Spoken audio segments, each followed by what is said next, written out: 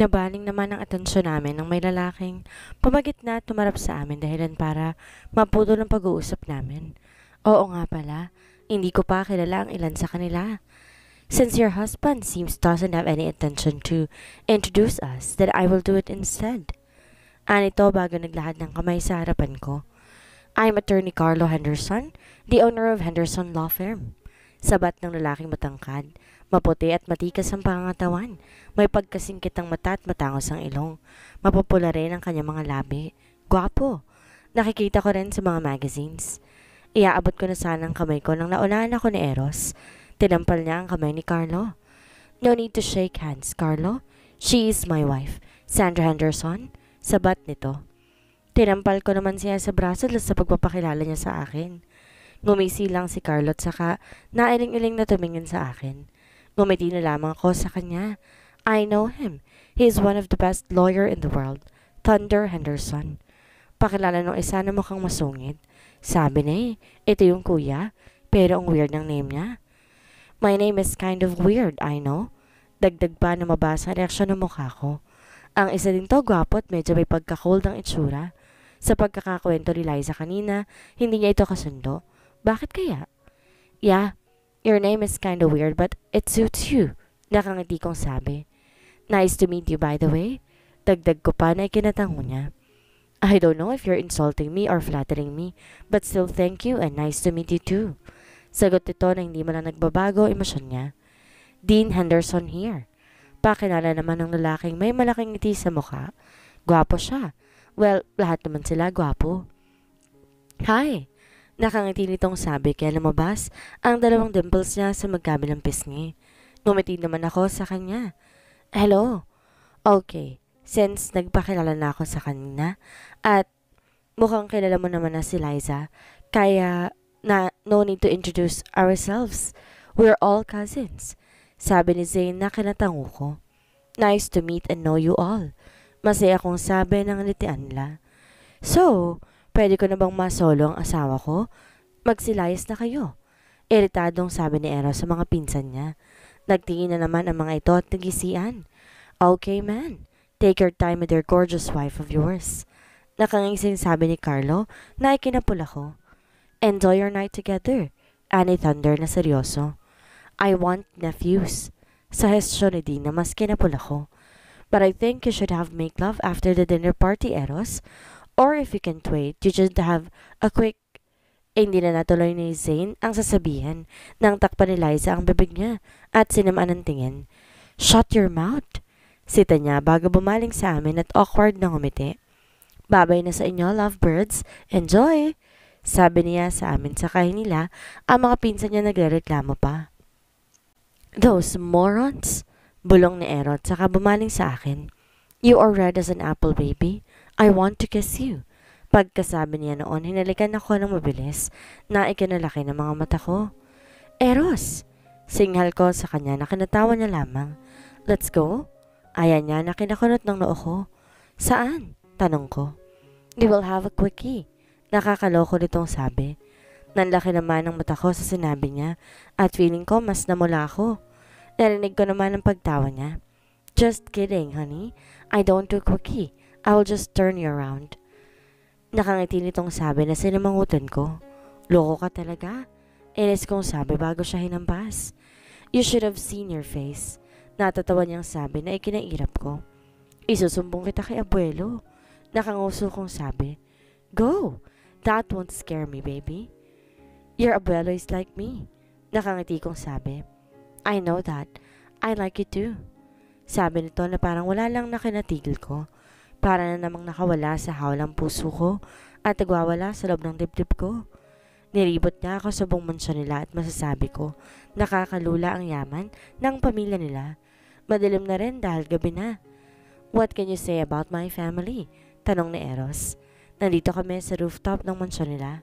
Nakahilig ako sa balikat niya at nakakabay naman siya sa akin. Nakatingin ako sa mga bituin sa langit. Ang rooftop nila ay may bubong pero clear glass iyon, kaya makikita at makikita mo yung mga bituin sa langit. Pagkatapos ng welcome party na tayong pamilya lang ni Eros ang kasama, dumiretso kami dito. They're all nice, lalo na mga pinsan niya at lolo niya. They are serious but kind. I like them all. Sagot ko. Glad to know that. They're also your family now. Ani pa nito na ikinatango ko. I am glad na welcome ako sa kanila. May naalala ko yung tanong kaya umayos ako ng upo at seryosong tumingin sa kanya. May itatanong ako. Gusto ko kahit anong mangyari sagutin mo ng totoo. Seryosong usal ko. Nangunot naman ang noon niya at nagtaka. What is it? Binalak mo bang pakasalan si Nat dati? Kabadong tanong ko. Nanatili siyang nakatitig sa akin kaya mas kinakabahan ako. Huminga siya ng malalim bago nagsalita. Do you need to know that? Seryosong tanong niya. Tumango ako. Yes, I did. Sagot nito na ikinangiti ko ng peke, tsaka umiwas ang tingin at tumingala sa mga bituin. Ayoko maramdaman pero masakit. Bakit? Ano nangyari? Tanong ko. Something came up then she left me. Sagot nito. Tumingin ako sa kanya at kita kong sakit sa mga mata niya. Nasasaktan ba siyang iwan siya ni Nat? Kung hindi nangyari yon, something came up na sinasabi niya. May chance kaya na naging sila? Just the thought of that made my heart bleeds. Something came up?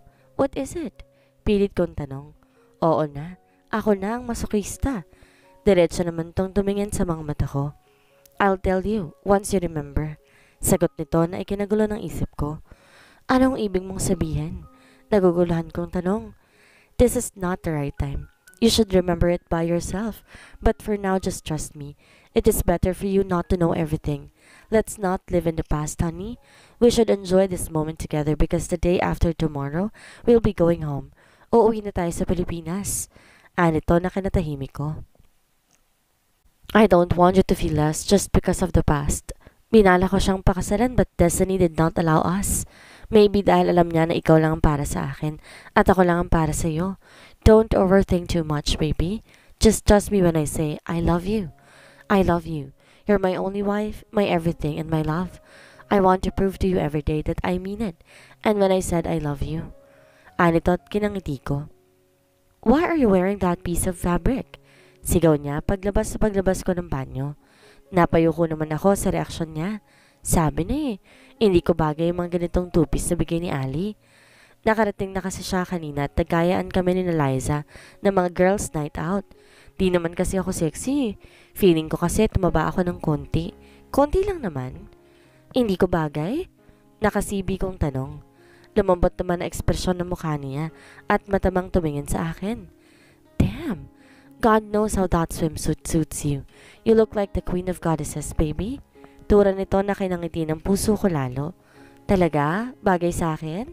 Nakangiting tanong ko. Yeah, sagot nito.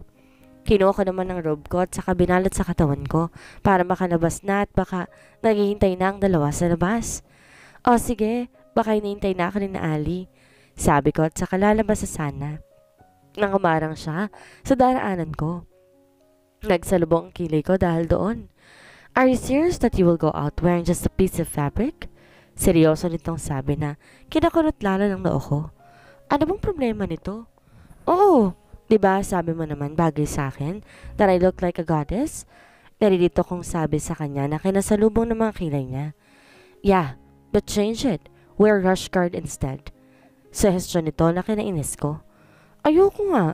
Sabi mo naman bagay sa akin to. Pagmamatigas ko.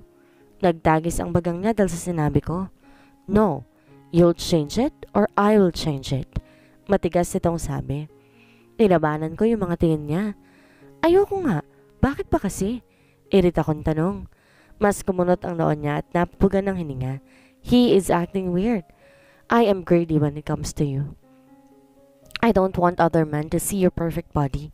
Everything you have is mine. Mine only. Your body is for my eyes, only not for others. Yeah, call me toxic or whatever, but I only want you for me. Mahaba nitong litanya na ikinatang ako. Hindi ko alam kung kikiligin ako o maiinis sa sinabi niya eh. He really is toxic sometimes. A walking red. Mariin ako napapikit at tinaasan siya ng kilay. They are not others. Mga pinsan mo lang nandoon. Usal ko. But they are still men. Hubarin mo yan o ako maghuhubad sa'yo. Maotoridad niyang sabi. Pero dahil matigas ang ulo ko, inirapan ko lang siya. Bahala ka nga dyan. Pag matigas ka pa rin, saka ka mang lalabas na. Nang pihitin ko na dapat ang pinto, nagulat ako na may brasong pumulupot sa bewang ko at binuhat akong parang sako ng bigas na ikinahiyaw ko. Hey! Ibaba mo ko, Eros. Ano ba? Put me down! Sigaw ko sa kanya. Inihagis niya ako sa kama ng maingat, kaya napahiga ako rito. Nang akmang babangon na ako, ipamaibabaw siya sa akin. What a hard-headed girl of mine. Nakangisi niyang bulong sa tenga ko, kaya feeling ko, lahat ng balayibo ko sa leeg ay nagsitayuan. Eros, ano ba? Inihintay na ako ni Ali, umalis ka dyan sa itaas ko. Hamok ko. Tinitigan niya ako ng diretso sa mata at gumisi. I won't, unless you choose. Paos niyang sabi na ikinairap ko. Ano ba kasi yun? Inis kong usal. Kanina pa naghihintay si na Ali sa pavilion nila sa baba, tapos parang bata pa tong asawa ko. You will change or what? Masungit na usal ko. Inilapit niya ang bibig niya sa tenga ko. His mint breath makes me gulp. Aangkinin kita ng paulit-ulit. Right now and right here. Choose wisely, baby. Nangaakit niyang bulong na kinapula ng pisngi ko. Fine, magpapalit na ako. Sagot ko at saka siya tinulak at padabog na pumasok sa walk-in closet, kinuhang rush guard doon. You are still sexy whatever you wear. Dinig ko pang usal bago ko tuloy lumabas ng kwarto namin. He is really a walking color red. As, nakasimangot ako nagtungo sa pavilion kung saan ako hinintay ni na Ali. Na makarating na bigla pa ako nang parehas kami nakasuot ng rush guard at gaya ko'y nakasimangot din ng mga ito. Napatingin naman sila sa akin at sa suot ko at saka napaining na lamang. Ayaw ni Eros na isuot ko yung bigay mo. Paliwanag ko kay Ali, tsaka tumabi sa kanya. Mabutit mabilis kami naging close, kami ni Liza. Mababait naman sila kaya walang problema. Nagtingin na naman sila at sabay tumungo sa sinabi ko. Yeah, as expected. Pinapalitan din ako ni Dean. Di raw bagay ibalandra ang katawan ko. Those Hendersons? Ines niyang paliwanag. Thunder threatened me na hindi siya papayag intervene ko siya na ipinakita ko yung katawan ko. That wild beast? Ines ding paliwanag ni Liza na kinasimangot namin. So possessive. Ines ko ring sabi. And irritating too. Dagdag ni Ali. Very walking red. What happened to our body, our rule? Ani Liza. Whatever. Let's go swimming. Sandra, don't let those Henderson ruin our day. Sabi nito na kinatawa ko. You're also a Henderson, Ali. Ani ko na kinatigil niya bago marap sa akin. You too, Sandra. Bawi niya na kinatikom ng bibig ko. Well, I am not. Singit ni Liza. Soon, you will. Bulong ni Ali na ako lang nakakarinig. Nagtawanan lang kami sa kanag-ayaan na mag-swimming. Nagtampisaw at nagkwentuhan. Nagmerienda. Madaldal si na Ali kaya halos lahat na kwento na sa akin. Pati si Doc Elliot, na crush ni Ali. Naikwento niya sa amin habang si Liza naman. Puro reklamo sa pagpapahirap ng stepbrother niya. I don't want to conclude but I think Thunder likes Liza. Not as a stepsister but in another way. Mga 11 a.m. na mag-aya sila mag-grocery. Mabilis lang kasing stay namin dito at di pa ako nakakalibot kaya agad din ako natuwa sa suggestion nila. Uuwi na raw kasi kami bukas ng maaga kaya gusto niya ipag-bake ako ng apple cake. Nasabi ko kasi sa kanya na nagkikrave ako noon. Ali oh, sabi ni Erot saka inabot ang wait. Baril? Kasalukuyan kami na nasa loob ng kotse. Papunta kami sa malapit na supermarket. Nagpresenta kasi siya na lang maghahatid sa amin. What will I do with that gun? Nalilitong tanong ni Ali. Maging ako kinabahan na makita ang baril na yon. Umiling lang to bago bumaling sa akin at ngumiti. For safety purposes, Ali. You know what I mean? Seryosong sabi nito na ikinailing ni Ali. No, ang bigat-bigat kaya niyan. Ayoko. Pagtanggi ni Ali. Eros, bakit kailangan ng baril? Curious kong tanong. Tumingin siya sa akin pagkatapos ay dinaraanan. Enemies are everywhere.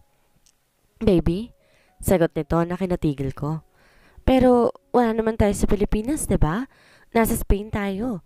Malabo naman na masundan nila tayo dito. Paliwanag ko.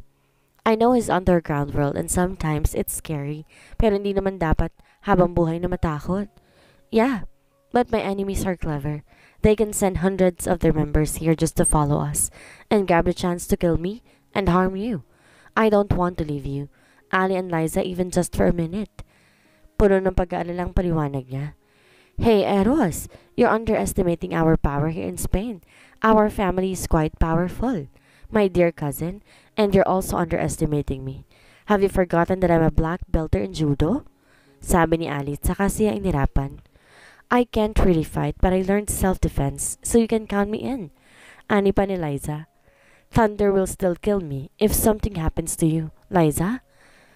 Ani Eros na kinatahimik ni Liza. Inawakan ko naman ng kamay niya at saka ngumiti sa kanya. Alam ko nag-aalala siya but we will be fine. Don't worry, hindi kami mapapahamak. Besides, kasama naman namin ng mga bodyguards ni Abuelo. Sagot ko at saka tinuro ang dalawang itim na kotse na nakasunod sa amin. Sandra's right. Huwag ka nga nega dyan. They cannot hurt us. The supermarket is well secured. Sabi naman ni Ali. Alam ko, alangan pa rin siyang iwan kami pero sa huli, bumuntong hininga na lamang ito. Okay then, just call me if something came up. Turo ni Eros na kinangiti namin. Mabilis din naman kaming nakarating sa supermarket na pupuntahan namin. Are you sure you don't need me to accompany you? Wife, huwag kang lalayo sa kanila. Don't talk to strangers, especially when it is a man. And natiling ko na lamang na ilapat ang labi ko sa labi niya para matigil siya sa haba ng paalala niya. Mabilis na ang halik na ginawad ko sa kanya, tsaka rin humiwalay. Bakas ang gulat sa mukha niya dahil sa ginawa ko pero napangiti rin siya sa huli. Oo na po boss, huwag ka na mag-alala. Sagot ko sa kanya. Ngumiti naman ito at tinapit ang bewang ko para mapalapit sa kanya at tinalikan ako sa noo. Why does the word boss sounds good to my ears when you say it? Nakangiti nitong sabi na kinangiti ko rin. Boss, boss, boss. Makulit kong bulong na kinakagat niya sa ilalim ng mga labi niya. Can I take you home with me? Ali and Liza is going to be Pinutol ko ulit ang sasabihin niya nang halikan ko siya sa pisngi. Na may usapan kami ni na Ali. Later, boss. Later. Mapang-akit kong bulong. Damn, don't call me boss. You're giving me a hard time. Kumunot ang noo ko sa sinabi niya. Sabi mo, it sounds good kapag sinasabi ko yun. Nakanguso kong sabi. Hinaplos niya naman ang pisngi ko at saka tumawa ng mahina. It sounds good, but my employees also address me with that word. You are my wife and not my employee, so I prefer if you call me baby. Pilya naman akong ngumiti. Okay, baby. Mukhang hindi niya ina-expect. Isasabihin ko yon kaya nagulat siya. Nagtaas baba pang kilay ko na mapansin ang pamumula ng pisngi niya. Wait.